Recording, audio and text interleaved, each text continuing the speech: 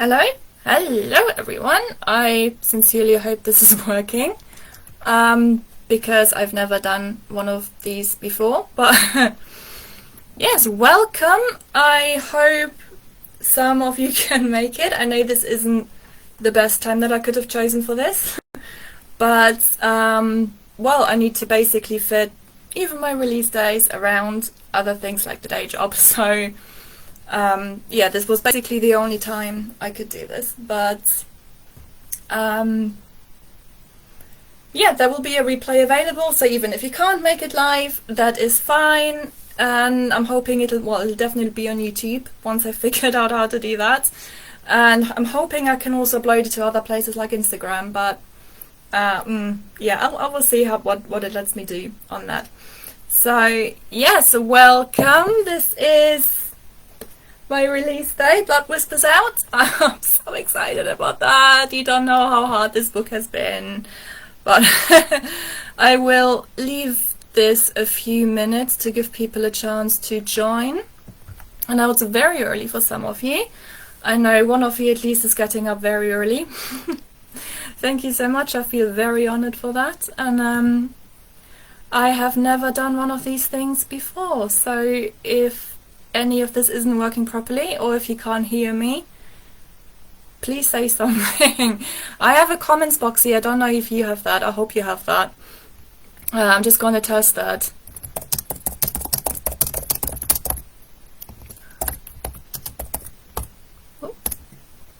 And hopefully we can figure this out together. Yes! Hi, Beth! So I can see that there's now viewers who have joined, but I can't see who they are. So yeah, I'm very sorry if I can't greet you all by name. I don't think I'll know who you are unless you say something. I will leave it until about 5 minutes past 10, and then I will kick this off, maybe with reading the blurb, or maybe just with talking about what a massive pain in my backside this book has been. But how is everyone? Can you hear me? Can you all hear me okay? Please type something into the chat if you can, so I know that my sound is working. But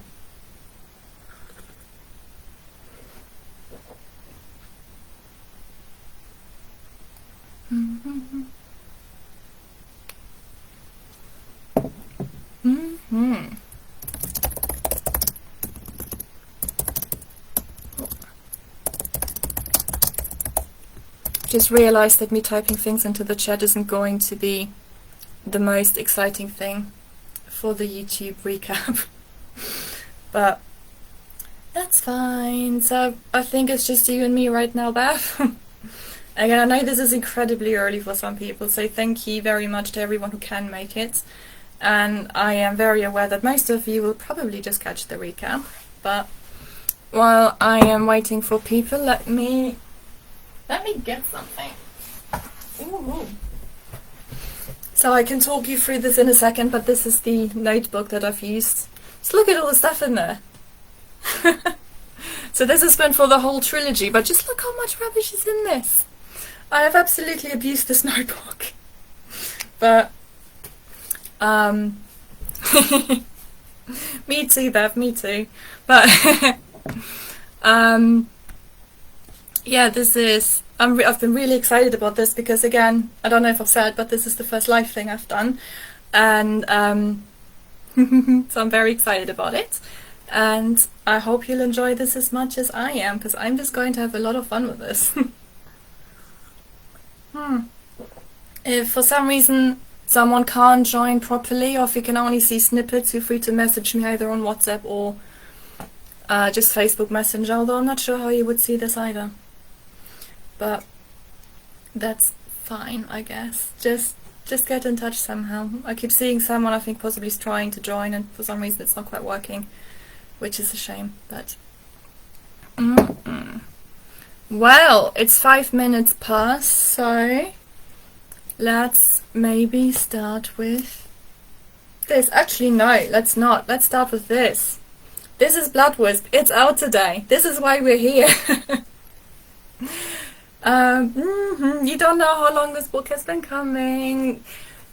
I have had this cover ready for, oh, how long has it been? Well, at least 2 years. I want to say 3 years, but it's probably been closer to 2 years. I do need a cocktail, Beth, I do. But this is my second tea, which in hindsight may have been a mistake because I feel like I'm bouncing off the walls. But maybe I'll have a cocktail later. Or maybe we can have one if we meet up in person again. That'd be nice. And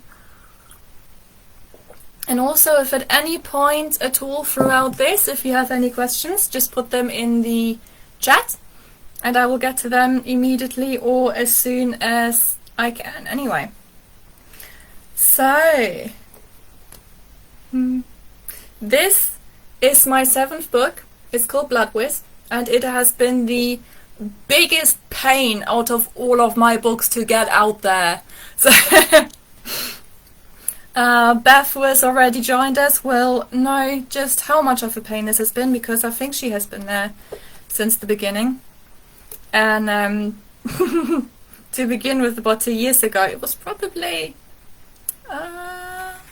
let's guess maybe about this. Oh no, inverted camera. Probably about this long, because it used to just be a novella.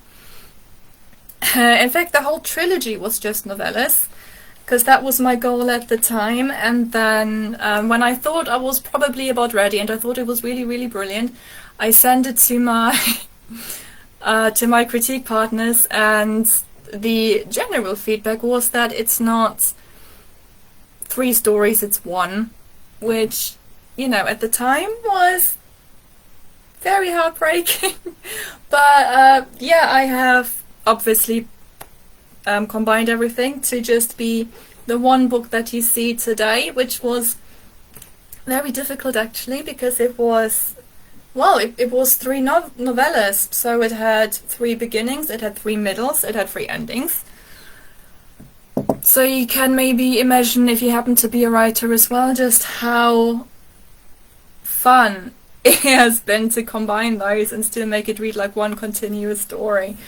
But I have somewhere in this notebook... Ooh, this is fun. Hang on, this is an early map that I've had with a lot of notes scribbled in. So I don't know how well you can see that. I'm just gonna try and get it in there a bit closer. See how chaotic this is? And see how bad I am at drawing? So if you want to compare that, hang on, this is the final edition of the map. And big shout out here to Glyn from Monkey Blood Design. He has turned the first thing you've just seen into this, which is so much prettier. I think we can all agree. Yeah, he's done all of my maps, basically, and they're all really genius because he's just very good at what he does, clearly. And this was the map that I eventually sent to him. Bit more, well, bit clearer. And I even use colours. And I've put a shrub and a tree in the middle of a door because I can't draw. But well, I have quite a few more early stages for you, everyone. And Beth, if you hang on, let's just go through this. So this was my original plan for this whole thing. The only issue now is that I can't see it because I'm effectively blocking the screen for myself.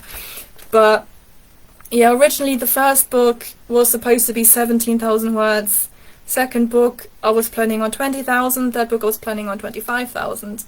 So clearly that hasn't quite worked out because of what I've said with the my critique partners not really reading it as 3 separate stories. And but if you look, I have always been quite clear on the titles. Book 1 Blood Wisp, Book 2 Blood Song, and Book 3 Blood Vow, which by the way I am editing, well, not now so much because it's NaNoWriMo, so obviously all of my time is going to NaNoWriMo, but I think I'm roughly halfway through editing the second one, so that will be out next year. The third book will hopefully be out next year as well, because I have written all 3. That was one of my goals for this trilogy. The idea was to sort of rapid release them, like one every 3 months, but I'm pretty sure that's not gonna happen now.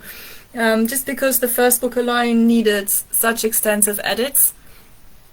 But you will see quite a lot of what I have put into this actually in terms of edits. But just a spreadsheet though, no massive details, because I can't imagine that'd be very thrilling. But if you have a look on there at the bottom, Yua's name used to be Michiko, which I changed eventually, but it's quite rare actually that I change the names of my characters. But I went through my baby name book and I came across the name Michiko, which said that it's the name of Japan's first empress, which I thought sounded amazing, and might maybe be able to somehow feed into this trilogy at some point. Of course, at that point they were still just the 3 novellas, so I didn't do anything at all with that ultimately. But I still thought that it was a nice, not goal, but just a sort of nice thing for me to have in mind as I wrote her. But I then found out quite a bit later, possibly after I'd written all 3 novellas, that Empress Michiko is still very much alive. And I mean, I don't know, because I don't know the lady, but I don't know if she would appreciate me naming a young vampire struggling with a bloodlust after her. So that seemed like a terrible idea. So I thought it might be wiser maybe to change her name. And then when I found the name Yua, it was just very perfect for her. So honestly, I'm glad that I looked into that, because again, it just worked so much better. Oh, I forgot that I started writing this book during Nano as well. It's another Nano baby. I feel like most of my books now start with NaNoWriMo. But, oh well. What else is interesting in here for you? Oh yeah, more Nano. Everything in here is Nano.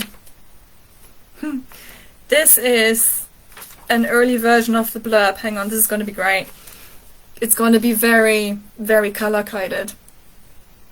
So, this was the first version, and you can see already I had tons of notes in there.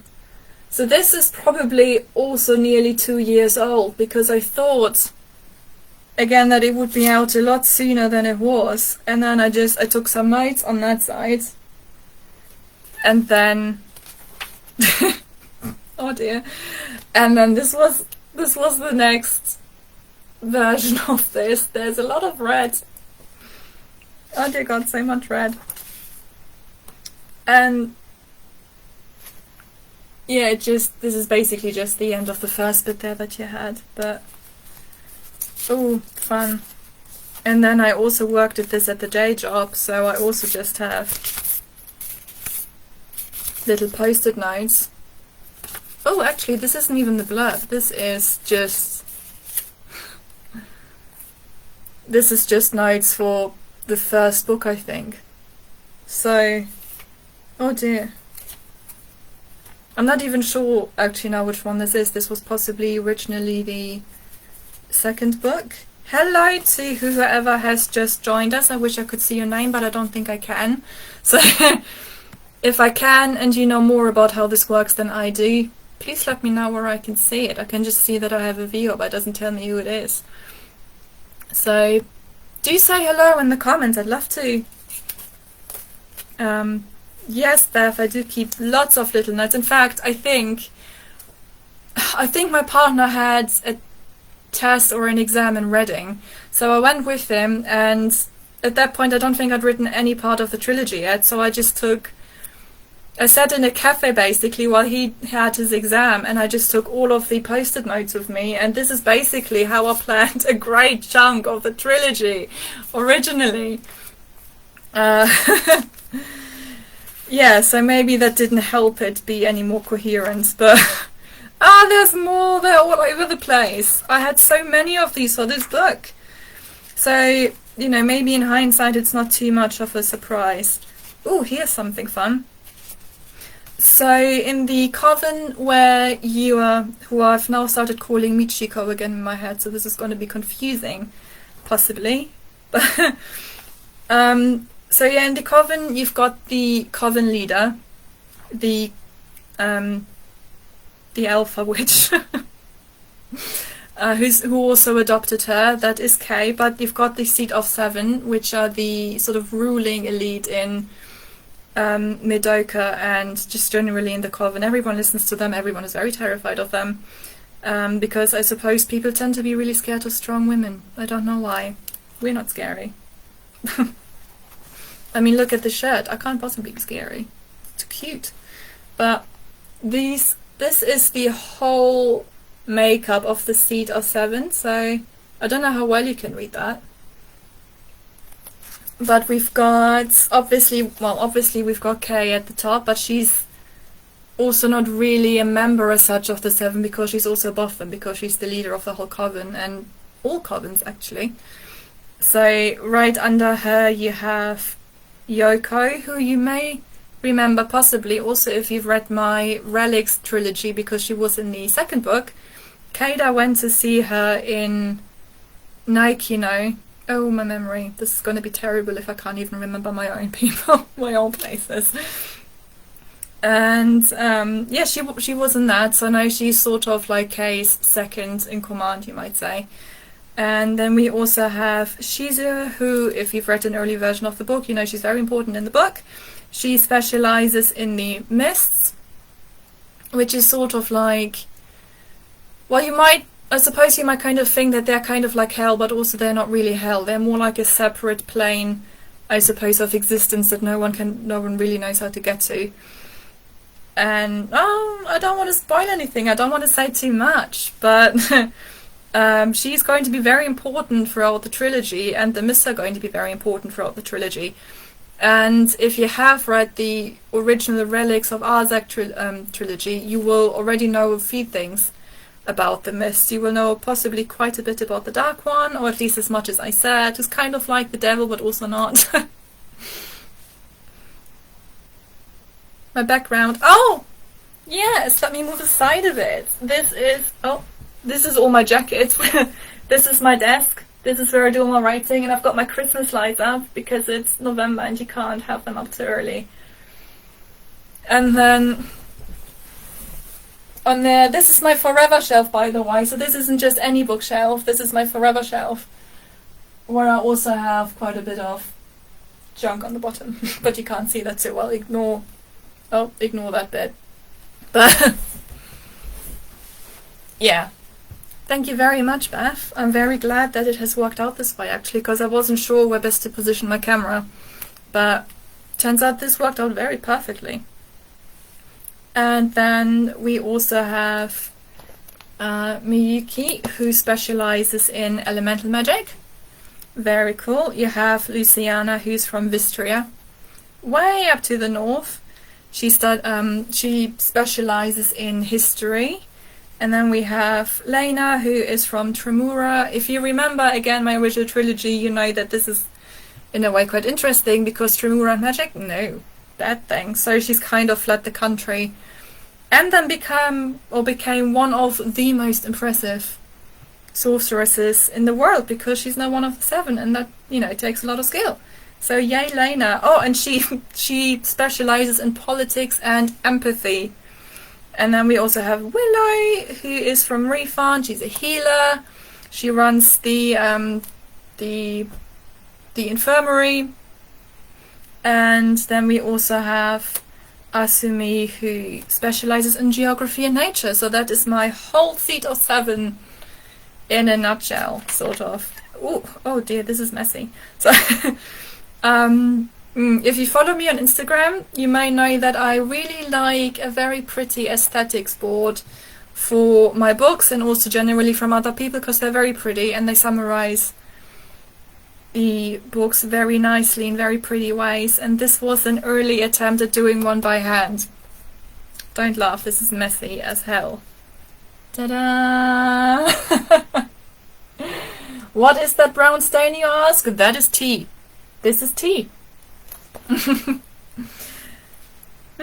Actually, let me zoom into this a little bit more so you can see a bit more of that. So you can see, oh no, this is terrible. My hand-eye coordination is awful. But yeah, her name was still Michiko at the time. Ta-da! Super messy. Super, super messy.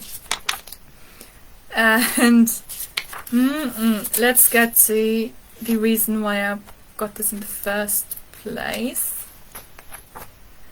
God, honestly, I've got so many notes in this. It's ridiculous. But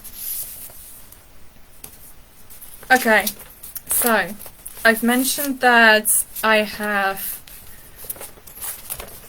needed to get rid of quite a few things in MA because I originally had the 3 separate beginnings, middles and ends, and then I had to sort of fuse everything together to make one coherent story. And what I knew this was going to be a monster task basically when I sat down with it, and I was actually very tempted to just scrap what I had and start over completely, but then I also thought that it might, would that be easier, would it be quicker, I wasn't really sure, so I decided to just summarize all 3 novellas. So this is a spreadsheet that I made for myself to make it easier. I can't even find the start now, so much for it being easier. But yeah, so I had every single chapter summarized on this. I'm very sorry, by the way, also if this spoils anything, but I had all the chapters in all the books summarized on there. So I had, you know, I basically had 3 chapter 1s, I had 3 last chapters and everything. And then this is where it got really fun. Sorry, did I say fun? Nightmarish, that's the one. So I've got in green, green were the chapters that stayed exactly where they were. Yellow was everything that I had to move. Blue were new chapters. And then I had red for chapters to combine. And I had purple for things that needed fleshing out. And, I mean, just at a glance, I think it's very quick to see that there was a lot of moving going on. There was tons and tons of yellow. So I think ultimately the only chapter that stayed exactly where it was from the original novellas was the epilogue, or the final chapter. Everything else I had either cut completely or moved or added. So if you wondered why this trilogy, well, just the first book has taken me so damn long to get out, this is why. This is what I did to myself. This was my choice, and it was a mammoth task. Beth, you're very right. So it's just, I don't know why I keep showing you this, but yeah. I mean, even just my notes are never quite. There was so much. I feel tired all over again. Hey, cat. You joining? Come on up. You may be very lucky and get to see my cat. But and this, okay, this page I'm still working with, okay? These are just, if this looks like chaos, it's because it is. But these are all the things that I might still add across different books. All the colours in there are different books in the trilogy, and yeah, again, if it looks like chaos, it's because it's chaos. But, oh. Hello. There we go. This is better. Someone is, I think, building a conservatory out there, and it's of much interest to my cat. So, shall we start with this book? You may already have heard me read the blurb on Instagram and TikTok, but likewise, you may not. So, I will read the blurb, and then I might read you the first chapter, if you might enjoy that. It's not too long, don't worry, it won't keep you all day, but so, no, she's been fed, she's fine, she's a very clingy cat. I think she's just happy to not be alone, to be honest. So,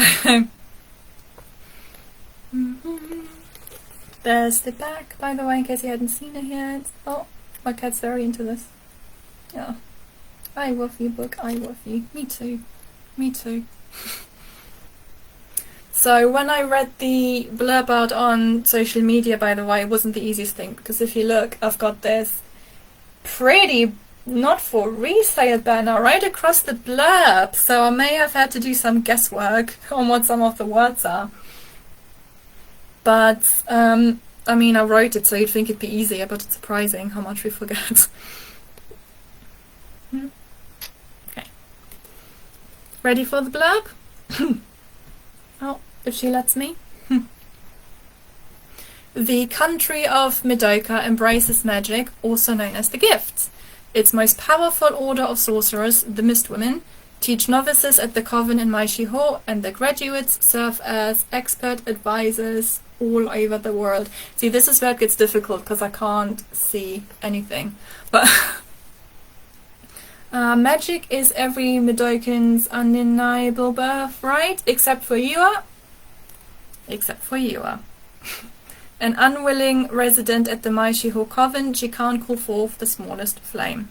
Her only childhood memory is soaked in blood. The only hint as to who or what she is lies in her blackened veins. But they also hide a shadow thirsting for blood, and even the leading Mistwoman fears it. All her life, Yua has fought her shadow, until she meets Azar, who says there's no darkness without light. Yua is done being scared of herself, but embracing her shadow could kill everyone. No pressure. If she tries, she could lose herself forever, or she could answer its whispers and become something new. Writing blurbs is the worst, by the way. But I think I did okay with this one. I said something that I wanted to come back to. I forgot what it was. Ah yes, about Yua having 0 magical ability. So this book basically came about because I had set up the country of Madoka quite well, I thought, in the Relics of Arzak trilogy, but you also didn't actually see all that much of it. It was there a little bit in the second book, but yeah, I didn't actually spend all that much time there, but I also knew very early on that it was always going to be the birthplace of magic, basically, and I wanted to really do more with that. So hence the first ideas of Blood Wisp was born. And then from there, I can't remember what I was reading at the time, but it was something that showed me that it would maybe be the funnest idea to write about the one character who would fit into the world the least and who would therefore struggle with it the most. And because magic is every Madokan's undeniable birthright, I thought, why not write about someone who's grown up in that setting but who has absolutely no magic whatsoever, and see what she might struggle with. Oh, cat hair in my tea. I don't think people who don't live with cats realize that their hair literally gets everywhere. Can't really get around that. So yeah, so Yua was born, my poor little girl who could not fit less into the country that she's been born into.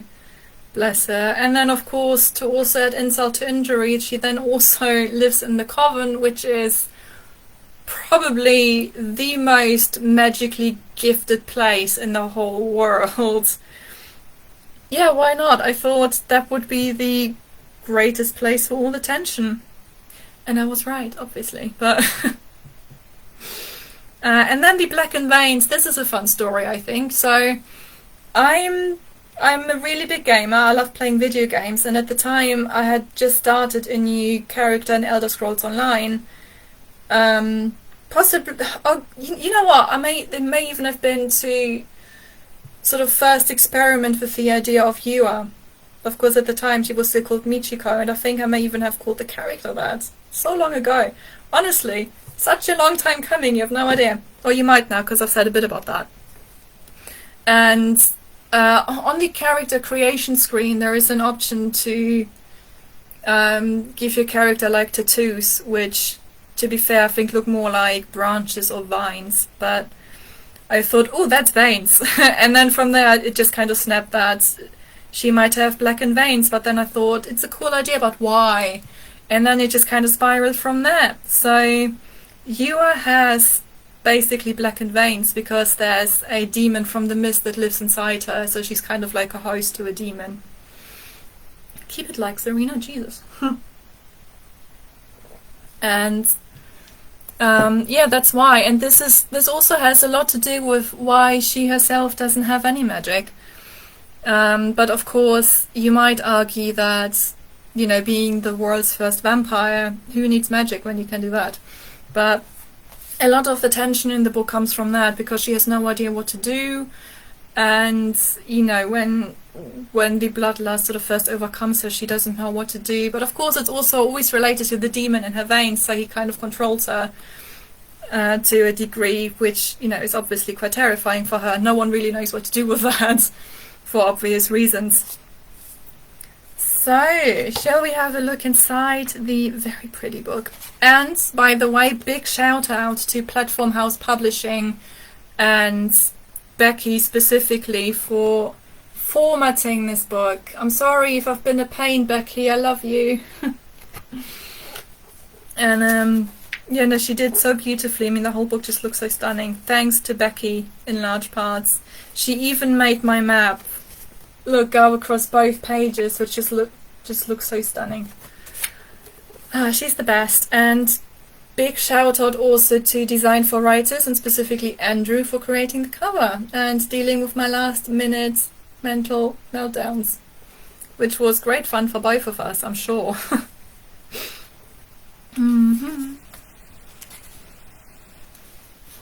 And shall we start by reading the first chapter? Hang on, let me just have some tea.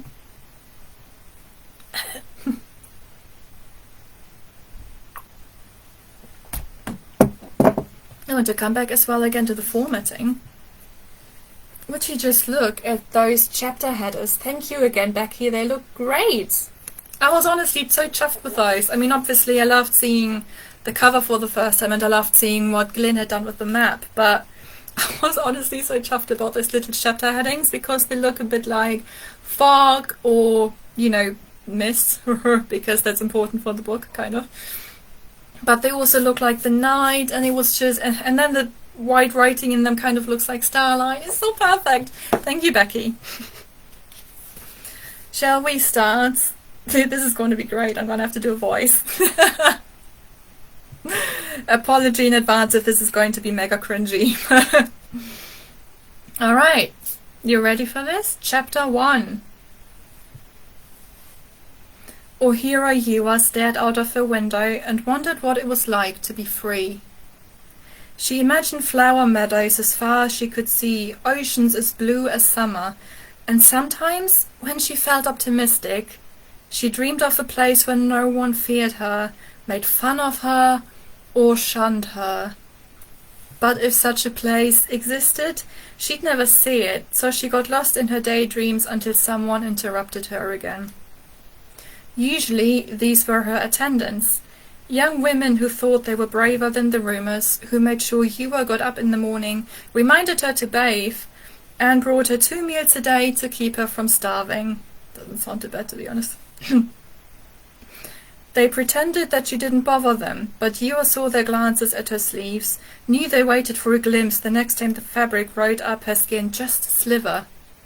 She had steered herself to it over the years, but she still inwardly flinched every time she followed their eyes. Her current attendant, a novice named Himari, was better at hiding her fear than others, but Yua knew it was there. It always was. You should give her something to fear, justify her worry. She blinked at the moon and marveled at the pink light of dawn mixed in with the silver moonlight gently blanketing Maishi Hall. She was still alone, and she would make the most of it. Himari wasn't here yet to make sure Yua was up and ready for her day of nothing. No, not nothing. Her day of being good, non-threatening. Ever since Ohira K, the Mistwomen's leader, had brought Yua here, she hadn't done one mildly dangerous thing, but 13 years wasn't long enough to quell the rumors. And the rumors surrounding Yua were louder than screams. Since there was no sign of Himari, Yua moved her sleeve up and glared at her marks like one look could make them go away. If the rumors were true, she could do that and much more. But the only thing that was special about her was that she was unremarkable. All other Medokans were born with the gift. It was their birthright, and as far as anyone knew, the gift had never skipped a generation. In Medoka, not having the gift made her as useless as nothing else could have done. The marks, which traced her veins in black, were only there to doom Yua to a life of whispered cruelties and no possibilities. The stories about Yua killing her family and their friends didn't help either. If the rumors were true, only she had survived that night, and Kay found her amongst the bloody corpses. The Mistwomen and novices knew the story, saw her black veins easily enough, and whispered of darker things in her blood. A knock came at her door. Yua asked the visitor into her room out of habit. In her memories, the smell of copper, of blood, overpowered everything, and she had caused it, if the stories were true. Had those corpses been her parents? What about the others? Great Dragon Oyu forbid someone tell her the truth, or at least parts of it. Yua traced the black veins from her wrist to the crook of her elbow. Maybe they were her punishment for that night. The growing sunshine fell on her arm and cast shadows over her skin, over the lines. Such ugly things. If only she had grown up without the damning lines, she might have blended in like everyone else. They were the reason she wore long sleeves. The moment someone saw her veins, the whispering started. Dropped dishes clattered and broke, and people gasped like the marks alone could curse them. Yua was their only victim. The door fell shut, and Yua snapped out of her daydreams. Himari stood by the door, wide eyes fixated on Yua's arms. Not even a good morning. They were always brave until they saw. "I've been up for an hour or so," Yua said, desperate to dissolve the tension the shut door had trapped in the room with her. She and Himari had been all right until now. They were far from friends, but Yua didn't want to lose what little they had. Himari gulped and nodded, but she didn't take her eyes off the marks. Yua pulled the sleeves down farther, gripped their hems in her fists, and Himari blinked as if Yua had broken the spell. The thought left a foul aftertaste in Yua's mouth. If she had that much magic, she might have done more at this coven than sit and dream of better lives. She might have been a novice mistwoman like the others. "Did you sleep well?" Yua asked. She hated small talk, but this silence was worse. She had endured it too many times already. Himari nodded, but still glared at Yua's covered wrist. Yua's heart sank. It was over. Again. She touched the fabric over her wrist. "Honestly, they're just veins. I can show you there's nothing—" Himari stepped back on stiff legs. Yua swallowed her sigh. She wore the same plain shirts and trousers the other novices wore, but no one ever looked at her sleeves like they were just that. "We can eat earlier," Yua said. "I've been up for a while." She'd go to the kitchen herself. If she stayed inside the coven, she could go wherever she wanted, with few exceptions. But she'd long since grown frustrated with the stares and the whispers. "Here comes the blood wisp," they'd say. "Don't make a wrong move or stare at her, or she'll kill you like she killed her parents." It grew all fast, and Yua had given up on moving through the coven for her own sake. If she needed or wanted anything, her attendants got it for her. Most of the time, that meant food and books from the library. She couldn't attend any of the lessons, or you forbid she learned something useful. But that didn't mean she didn't want to learn. When she had first arrived at the coven, Kay had her take some basic lessons to control her gift. When it became obvious that whatever slept in her was not only dangerous but uncontrollable, Kay and the Seven had stopped trying to teach her, and had taken her off every list. Even so, Yua had devoured the theory of magic. The only lessons she could have attended didn't involve the gift, but she couldn't participate in those lessons either. They didn't want her more dangerous, even if no one had said it as much. And sword theory was useless without a teacher or a weapon. Still, it beat boredom. But Yua's favorite lessons included fictional stories of brave people exploring the world. It didn't matter if it wasn't her own world, she lived through them regardless. She'd never leave the coven, but through novels, she experienced unknown places and daring adventures. It was almost as good as the real thing, she told herself. Perhaps one day she'd believe it. Himari straightened. "What would you like from the kitchen?" Yua shrugged. "I don't mind. Surprise me?" Himari nodded and left. It didn't seem right to tell her what to do after Yua had already scared her. Maybe choosing would give Himari some sense of control back. Maybe everything would go back to the way it had when she returned. Something dark inside her smiled. You know it won't. They are too afraid of us. You should just kill her and be done with it. Drink her blood so we can use it. Yua grit her teeth. Whatever lay beneath her tainted veins, it was vicious. And it was loudest on the days when she hated herself more than usual. Himari wouldn't come back, but Yua hoped otherwise anyway. Until this morning, Himari hadn't caught one glimpse of her marks, but she would have known they were there. Seeing them couldn't have shocked her that much. Besides, Yua hadn't done anything. Maybe she'd reasoned through it on the way to the kitchen. But seeing her black veins always made them more real, like saying out loud that someone you loved was dead and not coming home. An admission to herself.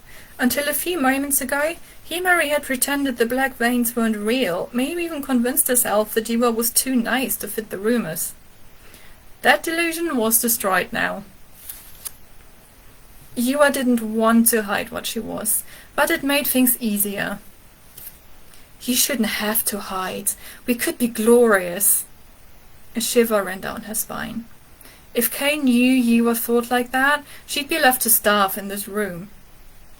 It wasn't like she did it on purpose. The thoughts popped into her head out of nowhere, and whether they belonged to her or someone else, the thoughts were there. Since they came from inside her, that made them hers.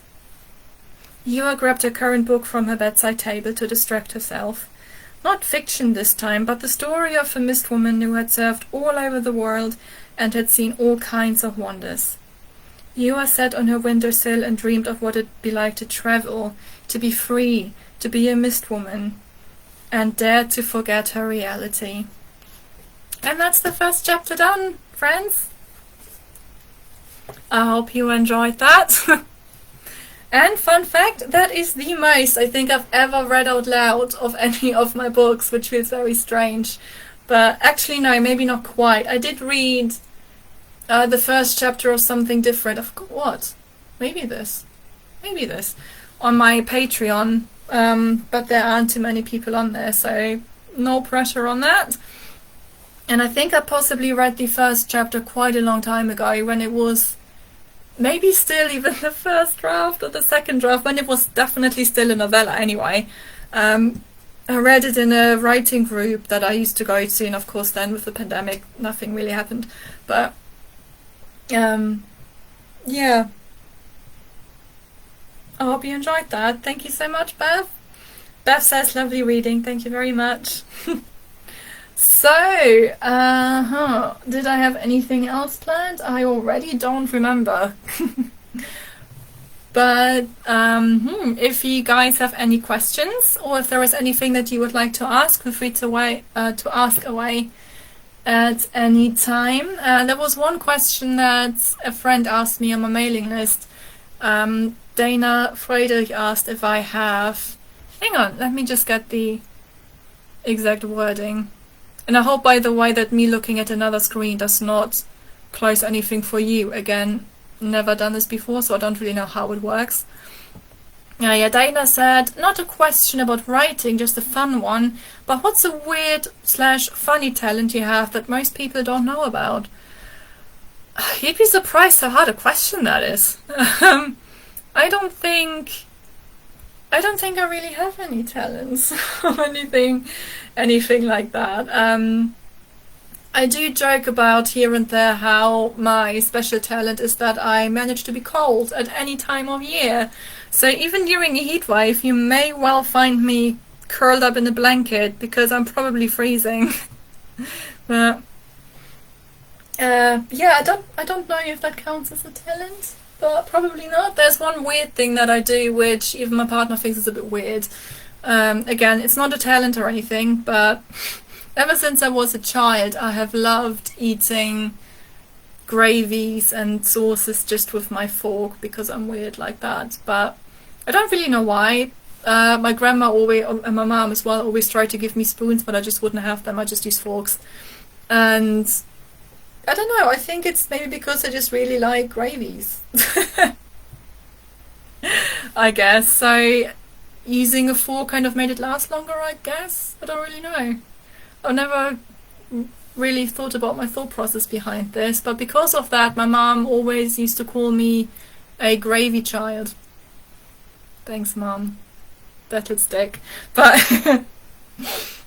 yeah, I don't know if this counts, but this is possibly all I have. I don't think I have any other weird talents or anything. I can snap my finger really loud, but well, not very loud in that. I don't think that counts. Sorry, Dana, I'm afraid I'm very boring. Except for writing, but that's my superpower. So, yes, this is out today. The ebook is out today. The paperback is out today. And rest assured that if you buy the paperback, it will not have this rather horrible banner that goes across it. I really wish KDP didn't force that on there, to be honest, but it's not my choice. So if you order the paperback, that won't be on there. It'll just be very pretty without it. And very exciting news, I will also be starting the audiobook in January. I will be going over Amazon's branch this time, so it will definitely be on Audible. It will eventually be on Apple Music. Is that the one? I'm not an Apple person. I think it's called Apple Music. I don't really know, but it'll be on there anyway. So yeah, the audiobook will come very soon, and actually I will now also be doing the audiobook on all of my other books very slowly. Rise of the Sparrows has been out for quite a long time, so really it's about time. And of course Wisp will be my priority, as will be the first sequel to Rise of the Sparrows, because that's already out. And then next year you will also get Blood Song and Blood Vow, in which much will happen, but it's really hard to talk about what exactly will happen without spoiling anything. So let me just have a look if I've got anything else at all that I can show you about this. I don't think I do. No, I do not. Okay, then in that case it may be time to wrap this up, unless you have anything else that you would like to ask. In which case ask away right now while I have a drink.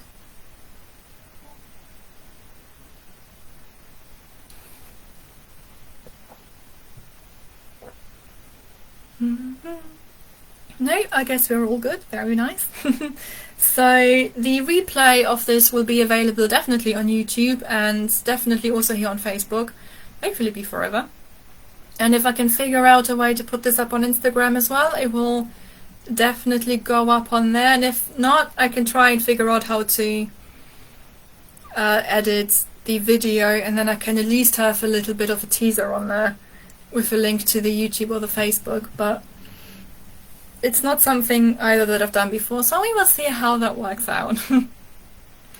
And yeah, thank you so much again to Design for Writers and Andrew specifically for doing the cover. Thank you so much to Becky at Platform House Publishing for doing the wonderful interior formatting.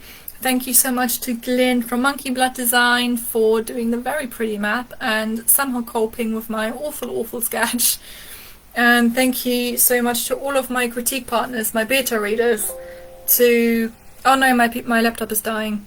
Well then, this is kind of... See, I'm kind of being forced into finishing this. And thank you so much to everyone who pre-ordered the ebook, because this is now my most pre-ordered book ever, which was such a great thing to go into the release date with. Yeah, so thank you so much everyone for that. Thank you so much, Beth, for joining me. Thank you so much to everybody else who's going to watch this on replay. It will be up later today, so you won't have to wait very long. And I had a lot of fun doing this, so I think I will be doing this for all of my release dates. Yeah, thank you so much for joining me. Thank you again to everyone who has bought the book, who has pre-ordered it, everyone who was involved in any way. Thank you to my cat for briefly coming in and saying hello. And until next time, friends and sparrows, bye. Have a fantastic day and happy reading.